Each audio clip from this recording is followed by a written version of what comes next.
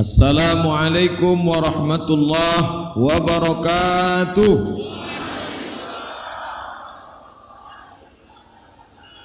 Alhamdulillah wassalatu wassalamu ala Rasulillah wa ala alihi wa sahbihi wa man tabi'ahu wa mawalah.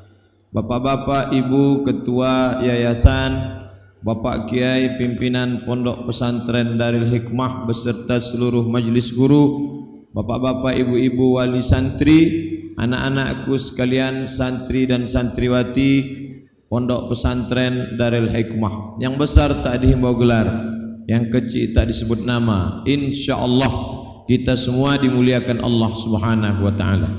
Amin ya rabbal alamin.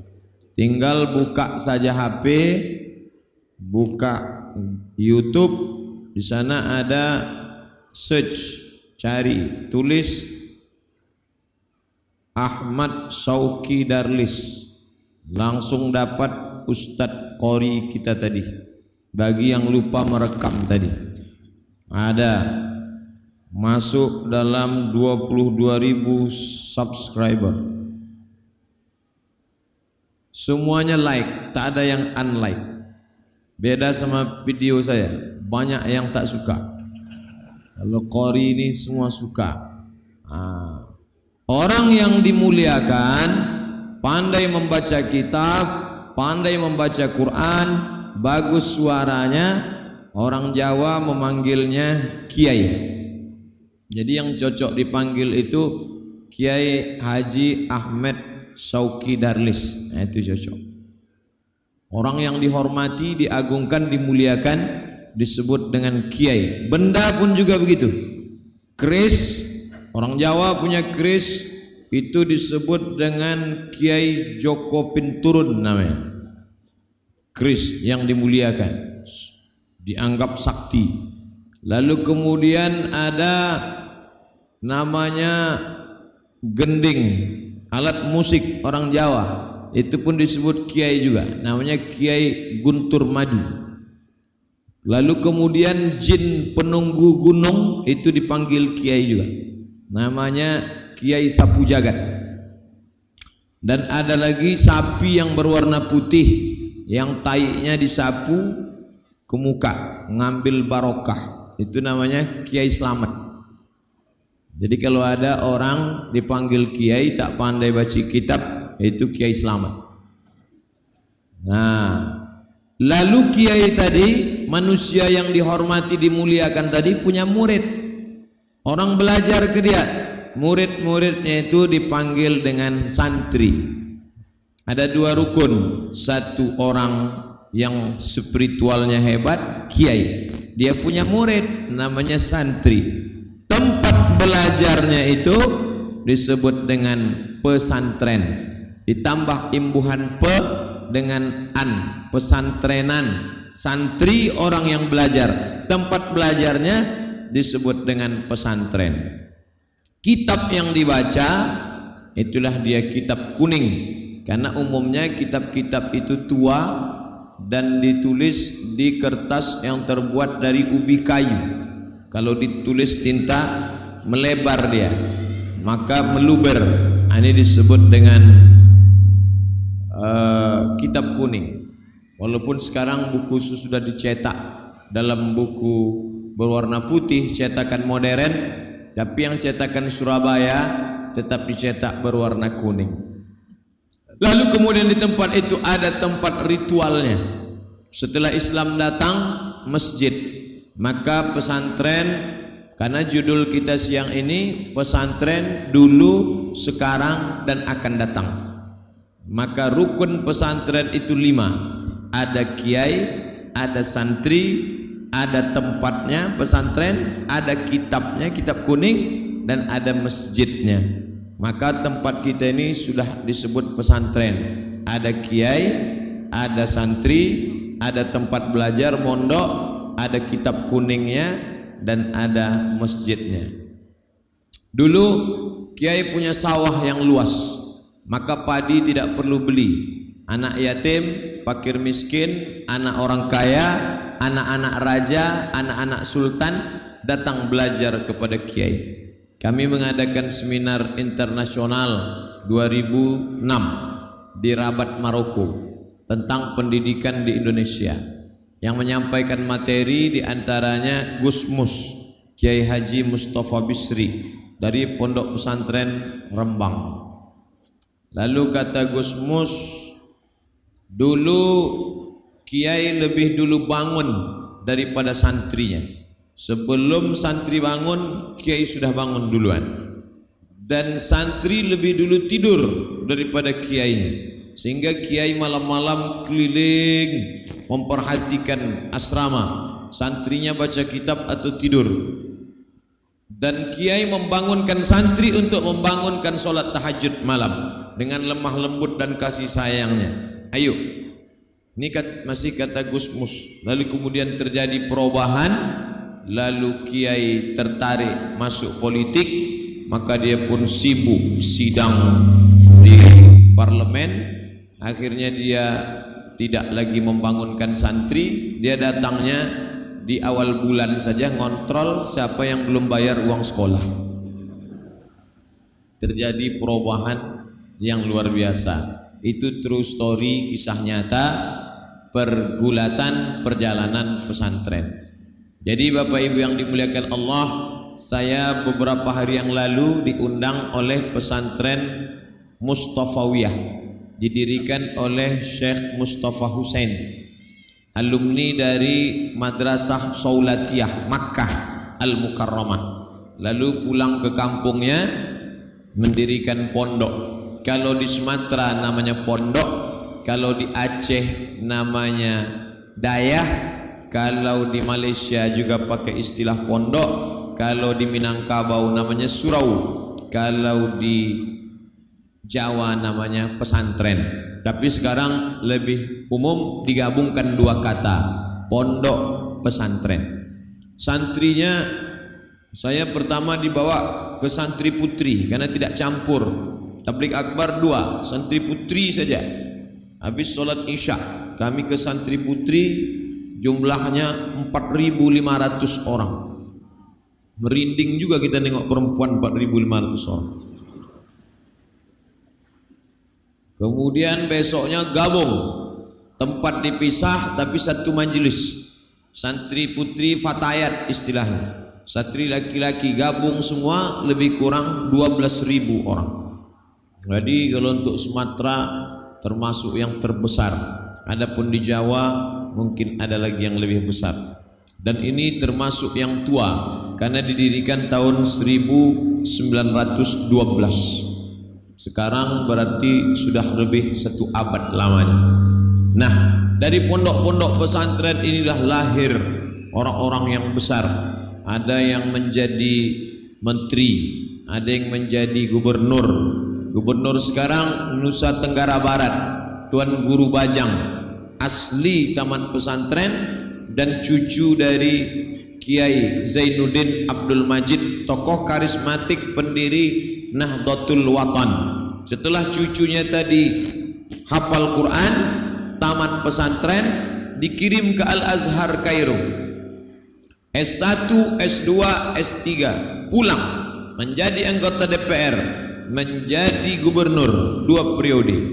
Jadi menjadi santri, jangan berpikir apalah kami ini santri, paling-paling nanti tamat jadi ustad. Saya tak maulah jadi ustad, nanti kurus macam Ustaz Somad. Kalian di sini dibentuk 6 tahun, baca kitabnya hebat, setelah itu bebas mau jadi apa. Ada yang menjadi dubes, duta besar, namanya Fakhir, Pak Fakhir, duta besar Republik Indonesia untuk Kairo. Bahasa Arabnya hebat, bahasa Inggrisnya mantap, dan dia menjadi duta besar. Bisa menjadi diplomat, orang yang berdiplomasi, memperjuangkan Indonesia di kancah internasional. Dan dia pernah menjadi duta besar. Itu tamat dari pesantren Gontor Ponorogo. Lalu kemudian puncaknya bisa menjadi presiden, Kiai Haji Abdurrahman Wahid. Terlepas dari kontroversialnya, saya hanya ingin menunjukkan karir politik seorang santri tamat pesantren. Bahasa Arab ya, bahasa Inggris juga. Masuk ke pesantren, tertulis di depan Al-Lughah Tajul Ma'had. Bahasa adalah mahkota pesantren. Language is crown of apa tuh? Crown, mahkota. Orang baru beda antara raja dengan orang biasa dilihat dari mahkotanya. Saya kalau pakai mahkota disebut raja, kalau tak ada mahkota bukan raja. Maka ada cerita dua orang yang kembar, lalu kemudian yang satu raja yang satu tidak.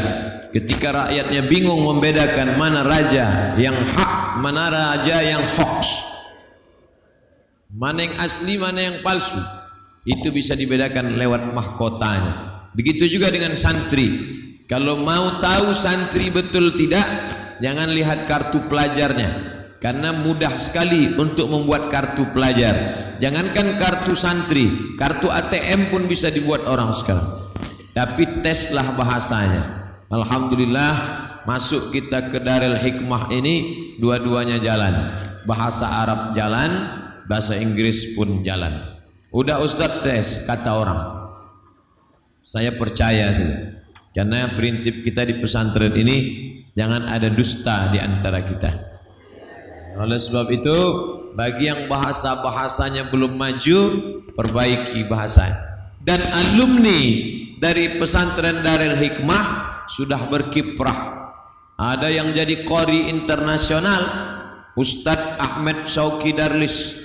Tadi rekaman yang saya tonton di YouTube itu rekaman di India. Saya masih ceramah sekitar Indonesia saja, Aceh, Pontianak, Makassar, Jawa Barat. Tapi beliau justru tampilnya di India. Selama ini kalau disebut India, bayangan kita Mithun Chakraborty, Amitabh Bachchan, Coach Tahe, Abhika Chikabigam. Tapi ternyata di video Ustadz Ahmed Syauqi Darlis, beliau tampil di India.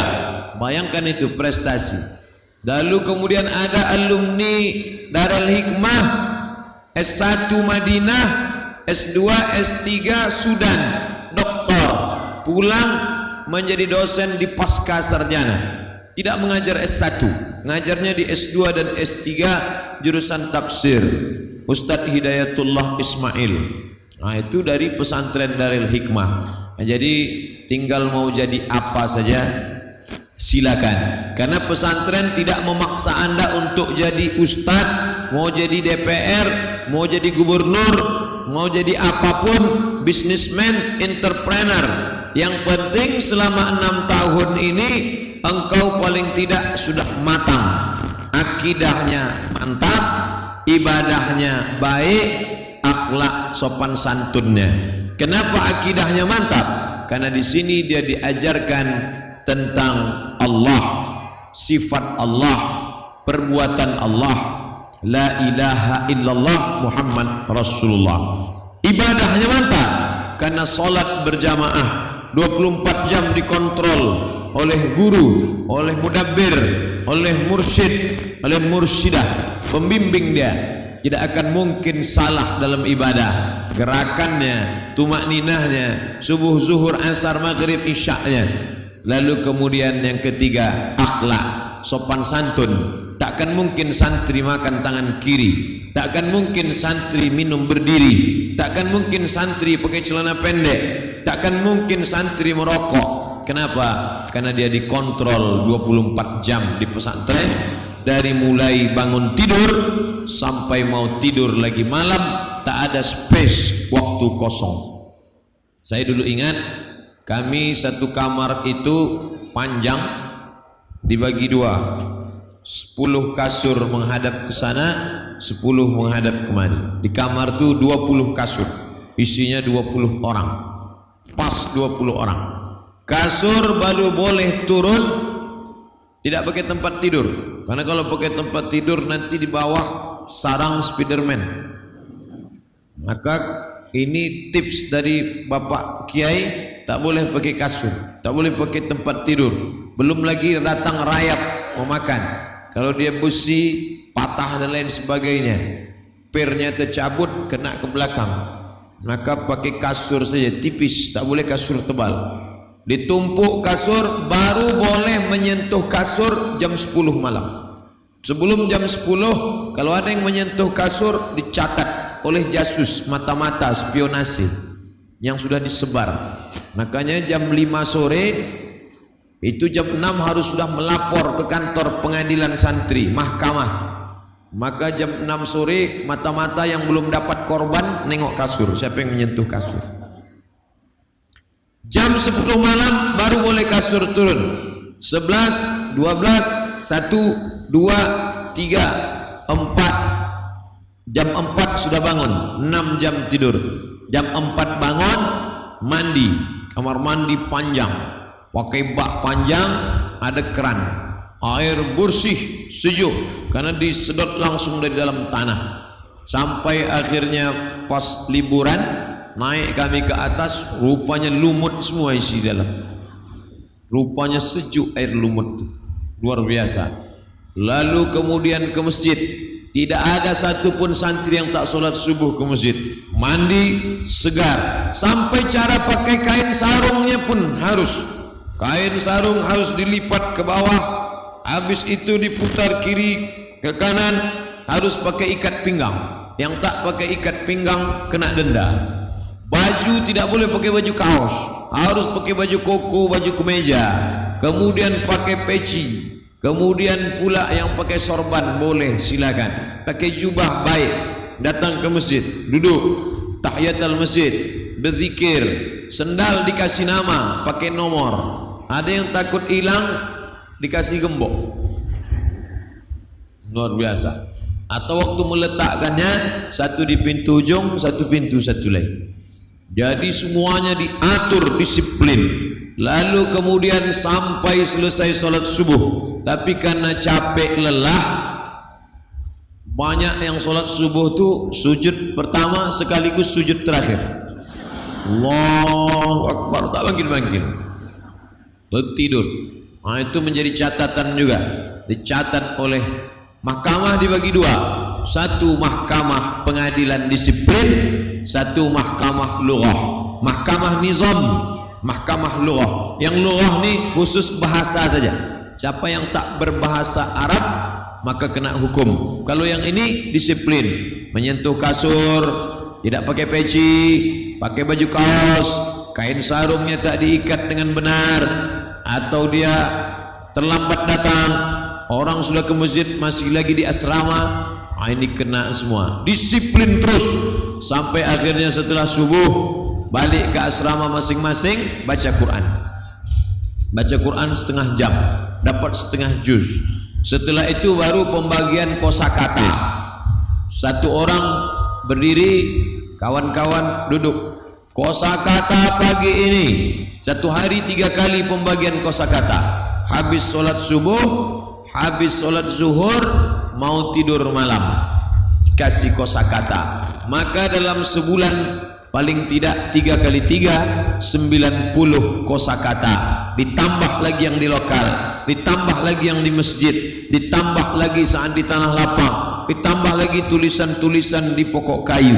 Pokok kayu syajaratun, tanah ardun, langit samaun, semuanya. Sehingga ketika dia melihat, dia sudah mendapatkan kosakata bahasa Arab, menjadi kamus yang berjalan. Ini dididik semuanya, disiplin sampai akhirnya sarapan pagi, ngantri panjang. Jadi orang yang tinggal di pesantren disiplin, dididik luar biasa. Bapak Ibu bersyukurlah yang sudah memasukkan anak-anaknya ke pondok pesantren. Dulu orang masuk pesantren datang buat rumah sendiri, pondok, gubuk kecil dari lantai kayu, dinding kulit kayu atau bambu yang dianyam, masak sendiri. Kiai hanya memberikan beras. Tapi sekarang sudah dibuatkan asrama. Bahkan ada pesantren yang paling elit, asrama ada pula tempat cuci sampai setrika. Yang lebih parah lagi, tamat pesantren, mengangkat piring dari atas meja makan pun tak pandai. Ini musibah. Karena kalau ada orang pandai baca kitab, hebat ibadah, tapi tak bisa mengatur dirinya, ini bukan pendidikan, tapi pemanjaan. Na'udzubillah. Oleh sebab itu kami dulu masuk pesantren memang tidak buat kamar sendiri dan tidak pula masak sendiri, dimasakkan, tapi piring tetaplah dicuci, lalu kemudian pula baju tetap cuci sendiri, dan tetap disuruh bagaimana berdikari, sehingga selesai 6 tahun di pondok pesantren, keluar dari pesantren, silakan mau sekolah ke ITB Bandung, mau ke IPB Bogor, mau ke UGM Yogyakarta, mau ke Unhas Universitas Hasanuddin Makassar, mau pergi ke Araniri Aceh, mau ke USU Sumatera Utara, bebas kemanapun sekolah, karena basic hidup mandiri sudah ada di badan. Ustadz Ahmad Syauqi Darlis sama dengan kami di Al-Azhar Mesir, beliau adik kelas saya, dan beberapa alumni dari Darul Hikmah belajar di Mesir. Bapak Ibu yang dimuliakan Allah Subhanahu wa taala, ini pesantren masa lalu yang memperjuangkan kemerdekaan Republik Indonesia adalah santri dan pesantren. Ketika PKI bergejolak, komunis anti agama, A tidak, T Tuhan, isme keyakinan, ateis, meyakini tidak ada Tuhan. Kata dia Tuhan itu bullshit, bohong, omong kosong. Tuhan itu hanya dongeng saja. Maka yang paling dihabisi pertama adalah kiai, karena kiai mengajarkan tentang Tuhan. Pesantren-pesantren dihabisi, santri-santri melawan, maka yang mengusir Belanda juga para kiai dan pesantren, yang mengusir para penjajah. Makanya pesantren anti penjajahan. Kalau ada ustadz yang tidak anti penjajahan, berarti ustadz palsu. Kalau ada pesantren tidak anti penjajahan, pesantren palsu. Kalau ada santri tidak anti penjajahan, santri palsu. Itu pidato Kiai Sahal dari Pondok Pesantren Darussalam Gontor Ponorogo. Artinya apa? Kemerdekaan kita, perjuangan. Makanya jangan sampai ada Islamophobia, anti-Islam, takut dengan hukum Islam, takut dengan kebangkitan Islam. Ini Islamophobia, orang kiri. Tapi juga kita jangan jadi orang ekstrim kanan, Indonesia phobia, takut dengan Pancasila, takut dengan Undang-Undang Dasar 1945, takut dengan NKRI. Loh, kenapa kita mesti takut? Yang memperjuangkan Pancasila itu kita, yang memperjuangkan NKRI ini kita. Maka jangan menceling ke kiri, jangan mencela-mencela ke kanan. Kita ini pertengahan. Wa kadzalika ummatan wa kadzalika ja'alnakum ummatan wasata. Maka pesantren masa lalu 1945, Pondok Pesantren Lirboyo, Pondok Pesantren Tebu Ireng didirikan Kiai Haji Hasim Asy'ari, Pondok Pesantren Tambak Beras, Pondok Pesantren Munawir Krapyak, Pondok Pesantren Padanaran, Pondok Pesantren Gontor, ini semua bersama-sama. Lalu setelah kita merdeka, maka muncullah pondok-pondok pesantren dan mengalami perubahan. Kenapa? Karena sudah mulai pakai kalimat-kalimat Inggris, jadi berubah nama walaupun isinya sama. Kamu sekolah di mana? Islamic Boarding School. Sama, Islamic artinya Islam, boarding pondok, school sekolah. Islamic Boarding School, sekolah Islam yang mondok. Ya sama, pesantren. Lalu kenapa pakai istilah Inggris? Mungkin lebih keren. Kalaupun tidak pakai istilah Inggris, sekolah sekarang di Pekanbaru modelnya full day, full penuh, day 1 hari, diantar oleh orang tua jam 8 pagi, pulang jam 4 sore, jam 5, karena dijemput saat pagi orang tuanya mau kerja ke kantor, diantar anak, nanti sore dijemput. Ini pun lagi tren juga di kota-kota besar seperti yang ada di Pekanbaru. Maka ketiga-tiga ini ada sekarang. Ada namanya pesantren, ada namanya Islamic Boarding School, ada namanya sekolah full day, SDIT, SMPIT, SMAIT, SMA plus ada pendidikan agama. Walaupun tidak sebanyak pesantren, tapi paling tidak ada 5 pelajaran agama: Quran, hadis, akidah, akhlak, bahasa Arab, sejarah Islam, fikih. Itu materi andalan dalam SDIT, SMPIT, SMAIT,